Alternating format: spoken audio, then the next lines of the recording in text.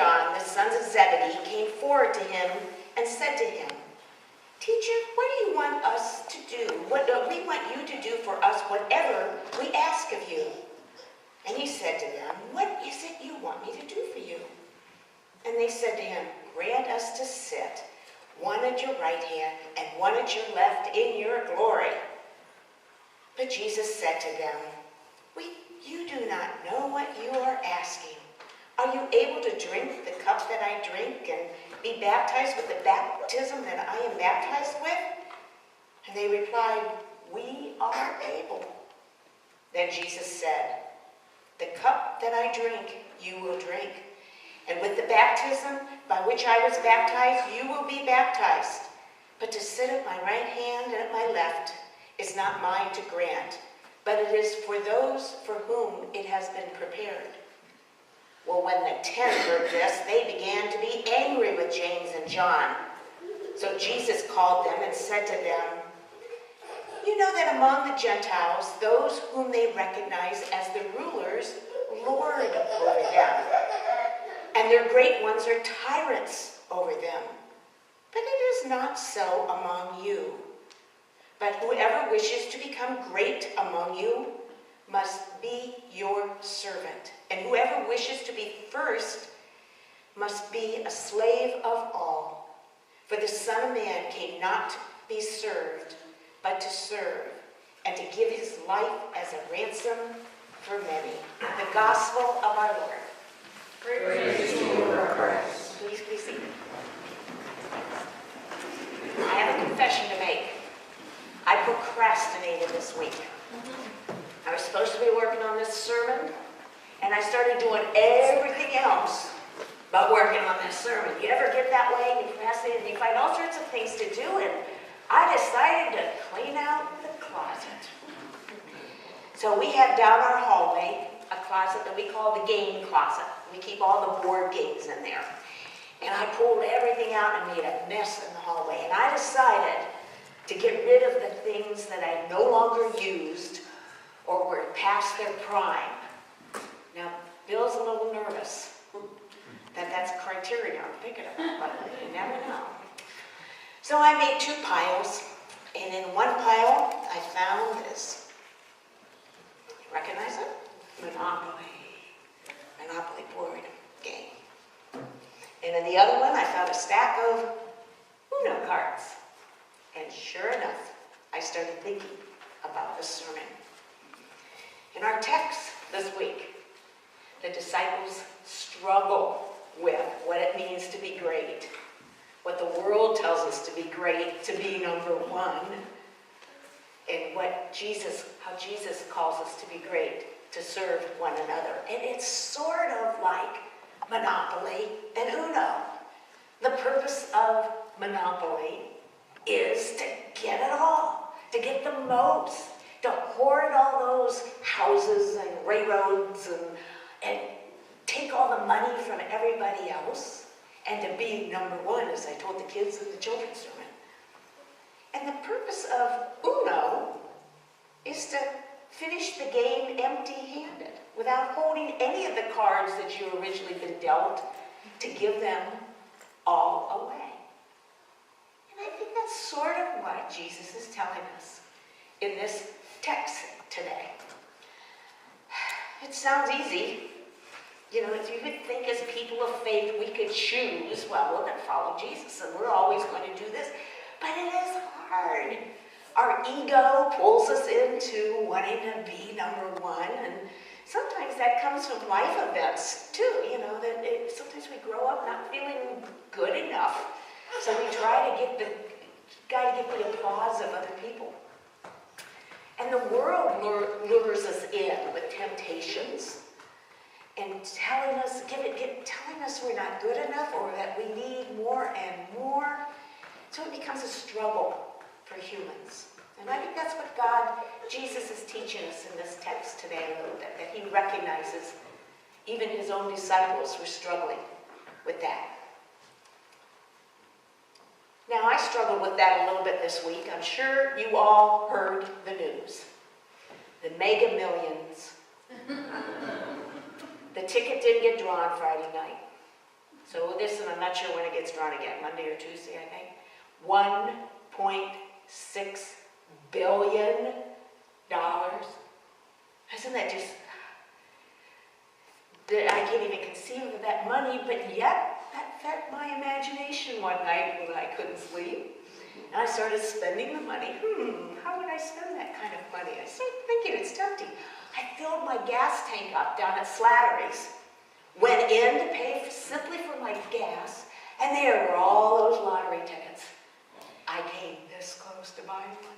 I never buy lottery tickets. It was tempting me because that's what the world says. This is where you'll find happiness. This is where you'll find satisfaction. I wanted to say that prayer so often we hear, "Dear Lord, I know money won't buy me happiness, but just trust me once on this. Just trust me. Let me get away with this. I promise I'll try to do good." Well, the odds are against us. I read this week that the odds are 1 in 88. Are you ready for this? 1 in 88 quadrillion. That's 15 zeros of winning that lottery ticket. You're 258 more times likely to be struck by lightning yet this year than to win that lottery ticket. And research shows over and over again it doesn't buy you happiness. They've said as many as a third and as high in some studies as 70% of those big lottery winners go bankrupt within 3 to 5 years. And a lot of them deal with depression, and drug and alcoholism, and families discord all over those winnings. So there's something that the world tells us that ends up being an empty promise in a lot of ways. It reminds me a little bit about, I like HGTV too. Some of you like HGTV, and you look at all those fancy houses, and it stirs a discontent inside me that I start focusing on what I don't have instead of focusing on what I do have, the blessings that I already have. On that. Or Pinterest. If I look at Pinterest and see all the fancy stuff, and it's like, oh, none of my cakes ever look like that. Let me tell you, it looks like on Pinterest. I'm curious how many of you saw the movie last summer, The Greatest Showman. Anybody see The Greatest Showman? Yeah, some people saw it. It was great music. It's a story based very loosely on the life of P.T. Barnum. P.T. Barnum was the creator and founder of the Barnum and Bailey Circus, which became known as the greatest show on earth. It's interesting, the movie tells the story of his life, and P.T. Barnum grew up quite poor, very lower class, and always feeling he was not good enough.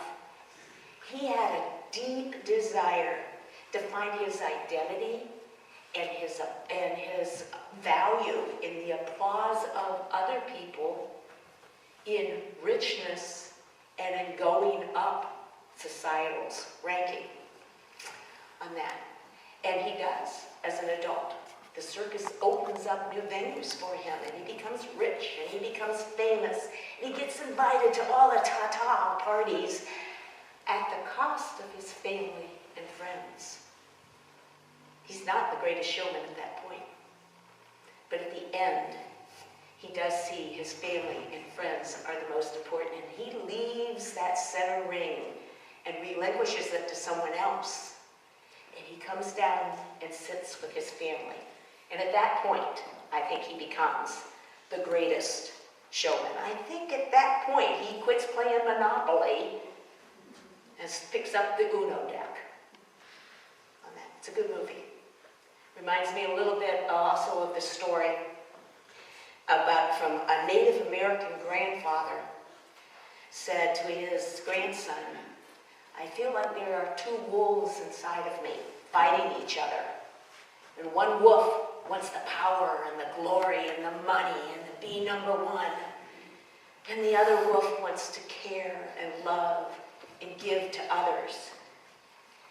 And the little grandson said, "But Grandpa, which one wins?" And the wise grandfather said, "It's the one I feed the most." See, we have the choice. We can live, we're going to be distracted as humans. We're going to be distracted and be lured into the world. And maybe our egos will make us kind of turn a little bit and look at those lottery tickets. But we have the choice to realign ourselves the way God, what Jesus wants us to live, by focusing on love and giving and servanthood. To be a selfless servant instead of a selfish seeker. Something to focus on. Now, in today's text, we see the same thing. We see James and John coming forward to Jesus and saying, they don't ask Jesus, notice that. They demand Jesus. We want you to do for us whatever we ask of you. Does Jesus respond in anger or rejection or criticism? No. He just simply says, well, what is it you want me to do? And they said, grant us to sit at your right hand, at your left hand in your glory. They don't get it. Just before this, in the chapters just before this, Jesus has told them not once, not twice, but 3 times that he was on his way to Jerusalem to be killed.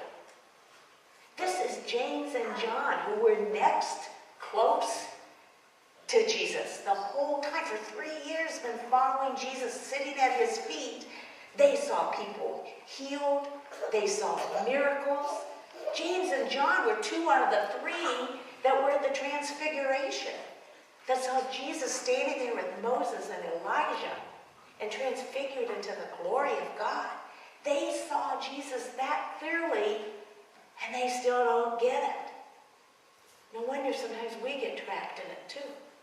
On that. But Jesus always invites them and teaches them. He says, you don't know what you're asking. Are you able to do this? And of course, James and John said, yeah, we're able. We can do this. We can do this. And he said, well, you will drink from the cup that I have and be baptized like I was baptized. But he cannot grant that they will sit on the right and the left. I think it's interesting there. It says, when the 10, that's the other 10 disciples, heard this, they began to get angry with James and John. Yeah, I bet they were angry with James and John. I bet they were angry a little bit at themselves, too, that they didn't think of that first. And come up there and say, me too, on that. And again, Jesus responds by an open invitation to come to me and learn from me. And he says, if you want to be great, you must be a servant. And whoever wishes to be first must be a slave to all. For the Son of Man, that's Jesus, came not to be served, but to serve and to give his life as a ransom for many. You see, Jesus is almost countercultural. It's against the rules that the world yells at us. He turns it upside down and invites us to change our perspective and see things differently. It's to see things as a selfless servant instead of a selfish seeker. Amen.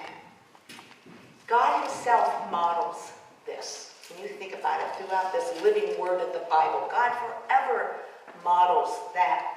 In order to be first, often you are not what the world thinks you're first.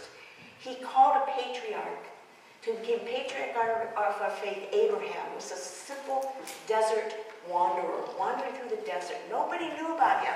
He tapped him on the shoulder and made him patriarch of our faith. He looked at a young shepherd boy in the middle of a field and said, Mary, you're going to be king. And that became King David. And God himself came down. He climbed the ladder. Instead of climbing the ladder up, he climbed the ladder down and came down to birth as a baby, born to poor parents in an obscure little village, in a stable. He grew up as a simple carpenter, an itinerant preacher. They hung him on the cross between 2 thieves. It's about unglorious as you can get on that. And he rose again and brought us eternal life through his grace and his love and his forgiveness on that. God himself plays Uno. I think that should draw us into Uno. One of my favorite authors is Irma Bombeck. And I wrote her quote down that I like so well. I want to read it to you. She said, "When I stand before God at the end of my life, I would hope that I would not have one single bit of talent left. I want to look at God and say, I used it all." I think Irma was playing Uno, not Monopoly. So this lesson today tells us, in order to be great, we need to be a servant. We could model our life after Jesus, that he was servant to all and the love of all and selfless service. Jesus gave his all in order for us to find meaning in life that way, and we have the choice. We could play Monopoly, we could play Uno. I felt most of the time we play Uno. Let's sing 2 verses.